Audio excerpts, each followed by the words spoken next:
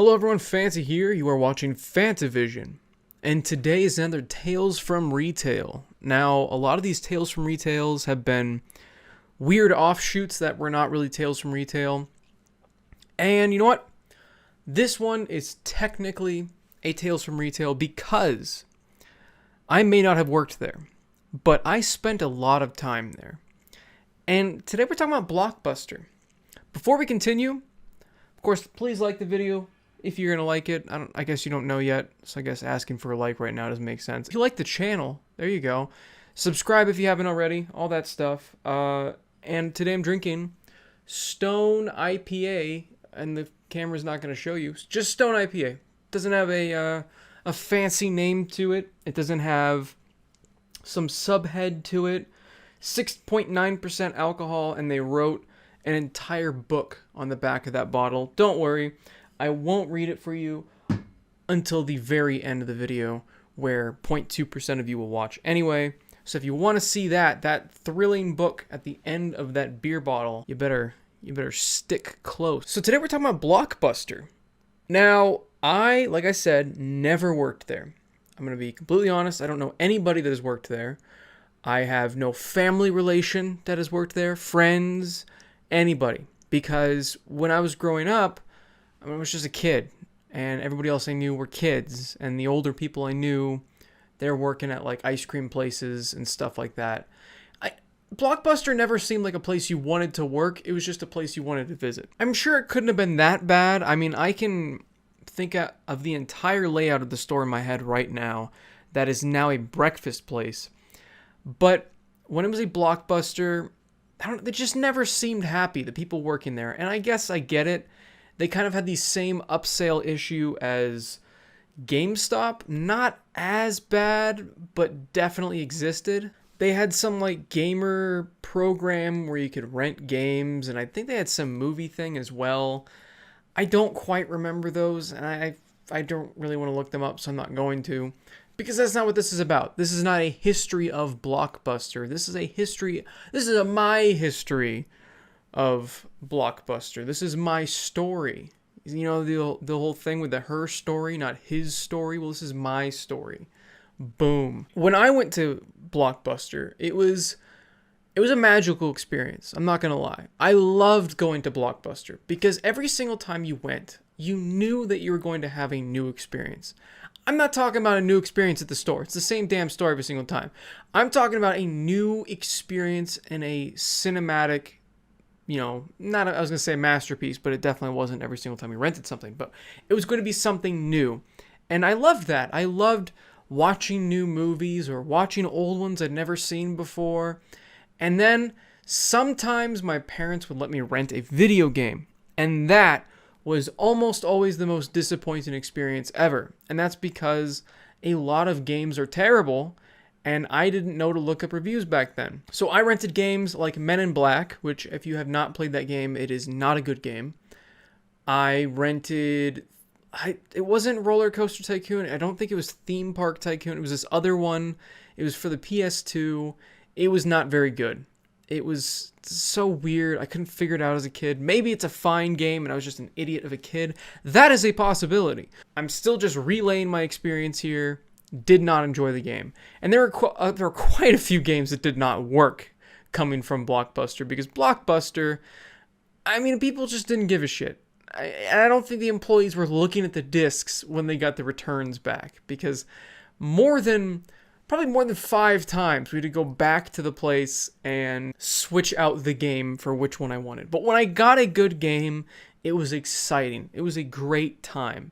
And I'm trying to recall some of them. One was like a kung fu game. If I remember the name, it'll be popping up. If not, whatever. It's like a Jet Li kung fu game. It was okay, but it was fun at the time. And again, I was kind of restricted onto what games I could rent, because, I couldn't get M-rated games at the time.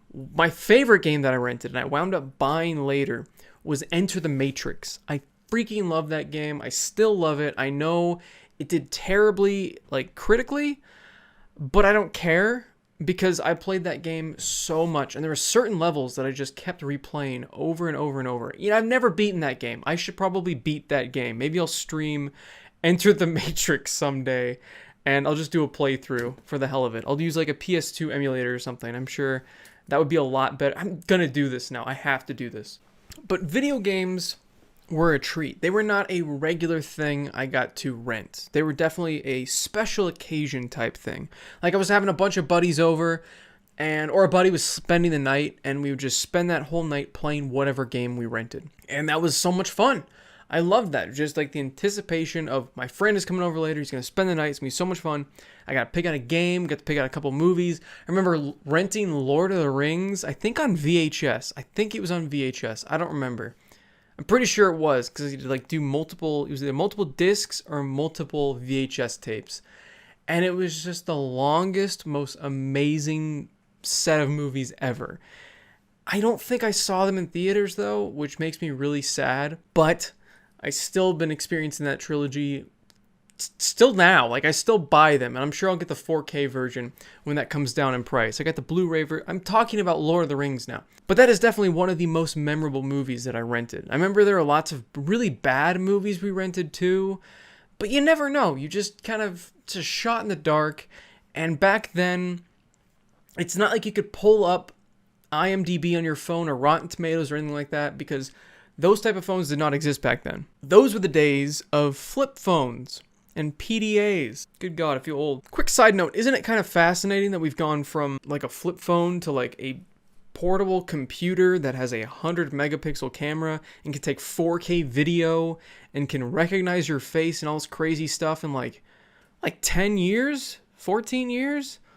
When did we go from flip phone to that? It was like a solid 13 years ago. That's insane to me. That's insane. I am an ancient man. Back to Blockbuster. Another thing about Blockbuster was the concessions. Now, there's no reason to buy them there because they're absorbently expensive. And for some reason, my parents still bought me stuff sometimes. That was another very special treat.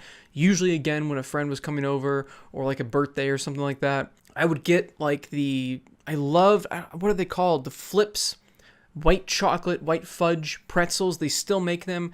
And now that I'm talking about them, I want them, but I've been drinking, so I cannot go get them, and I'm sad. But those Flips, white fudge pretzels were my favorite. I eat a whole damn bag in a day, and I get really freaking hyper because I was a kid and sugar actually affected me then. Also, this is a pro tip. This is a pro gamer move, well, pro movie move, pro entertainment move, not a gamer move. I gotta bring that back because you don't want to play games and do this at the same time.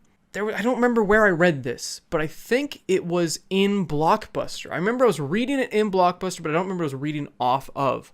But there was like this weird pack. It was like popcorn and Raisinets. Now, Raisinets are objectively the best candy ever. If you say otherwise, you're wrong, especially the dark chocolate Raisinets. But I don't recommend the dark chocolate ones for maybe. Probably the regular ones would be better. But you pop popcorn, and then you dump the thing of Raisinets into the popcorn while it's still hot.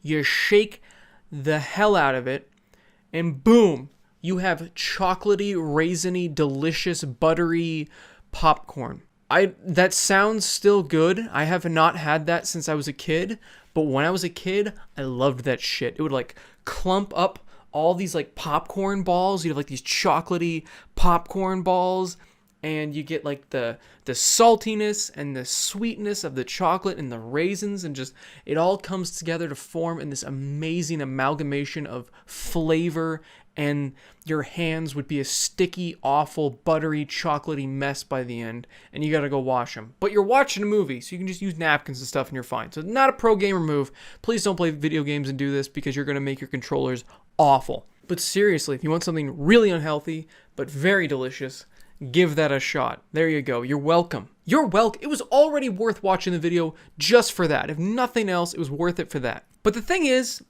I miss renting movies physically. I know it's so strange and stupid. It doesn't make any sense, but I have never rented a movie digitally because it just feels weird. I don't know. The whole concept of giving money for like a temporary digital viewing of something. It's just weird to me. I don't know why. I think it's just because I'm an old man. I don't know. It feels like I'm throwing money away. I know that doesn't make any sense at all. And it's very convenient. And it's about the same price as Blockbuster. But something about walking down these different rows of DVDs, and you could just look at the back of them and you could read them. And they used to have like commentary and special features and deleted scenes and all that kind of stuff. And for some reason, a lot of Blu-rays don't have that anymore. A lot of Blu-rays, I think James Rolfe did a video on this recently about how Blu-rays are missing content. How the hell does that happen when the disc contains more data than a DVD? What are you doing with all that extra space you're wasting? Don't just tell me that it's a bigger file size for the movie because it's a higher definition. I don't care. If all of those other features exist, put them on the Blu-ray. I don't care if it has to be a second disc.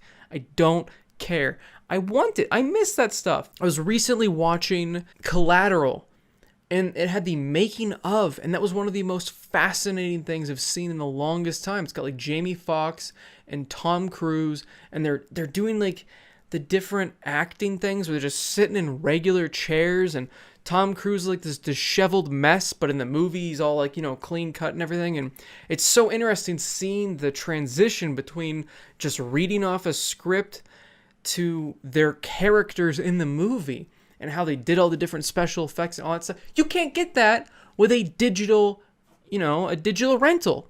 Whereas you could get that with Blockbuster, and you could see that all that stuff was included. Also, Blockbuster was the place that, oh my God, it's all coming back to me now. The alcohol unlocks it. That was the place where I first watched Kung Pao and Kung Fu Hustle. Two of the best movies I've ever seen in my entire life. If you have not seen those movies, you need to go see those movies. They're phenomenal. And they're both amazing for so many different reasons. And you need to go see. You just buy it. Do it. I don't care how you watch it. I don't care if it's legal, illegal. Just go watch those movies. I remember multiple times, like renting these movies multiple times, and then just looking through the bargain bin and hoping those movies that I kept renting were in there, because I desperately wanted to get those home. And I try to convince my parents, like, you'll save money on rentals if you just buy the movie.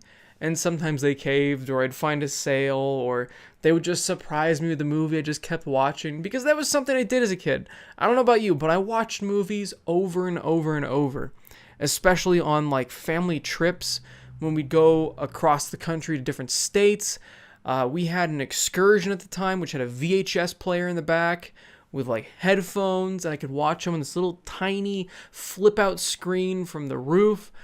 And I just had like this rotation of all these movies that I watched over and over and over. I watched like Godzilla. There was like this ATV and MX videotape that had like classic rock and classic metal going on in the background. And it was just wipeouts and crazy stunts and all this cool stuff. And it was a 2 VHS thing, so I could watch both of them. And it had like Dio and Iron Maiden. It was just a phenomenal VHS tape and really shaped my musical love. And I watched Jurassic Park 1,000 times. I mean, there's all these movies that I watched over and over and over. And a lot of these were introduced to me through movie rentals at Blockbuster. And I'll never be able to experience that again. And most people won't. Most people won't experience movie rentals the way we did in the day. And I feel like there's something to leaving your house and just doing something. I constantly force myself to leave the house to go do something.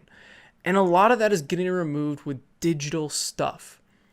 And I get there's convenience. I get there are time constraints with a lot of people. Believe me, I know just as well as everybody else about time constraints. Even though I don't have like a wife and kids or anything like that, I still have all these other things I'm working on the side. Like this, right here. Like this is a lot of time. Even with the little time I have, I still want to get out, of constant rooms, whether it be my office or my office at work.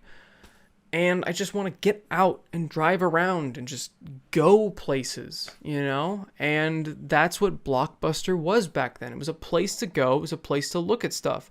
Of course, I was never old enough to drive there because they shut down before I could ever do that. I don't know. I kind of missed that experience. There are definitely some movie rental places still in town, but they're way the hell out there. And they're not convenient at all. Like there's driving somewhere and there's driving 45 minutes. Like I don't want to do that. But if it's like, 10, 15, 20 minutes away, the one that was nearby was a solid like 10 minutes away and it was close to a bunch of other stuff. So you could go grocery shopping and then go to Blockbuster. And it was just a really fun part of the day, especially as a kid. And I think that's really why I look back at it with so much nostalgia. And I definitely have rose-tinted glasses about Blockbuster. I'm sure nowadays, even though I'm talking about how I'd want to go there, I don't know. I think I might still because, yeah, I definitely would actually, now that I think about it. There's lots of movies I still want to see that aren't on Netflix, that aren't on Hulu, that aren't on all these different streaming services, and I'd still want to go there. It's something I'll never forget, and I'll always look fondly back on.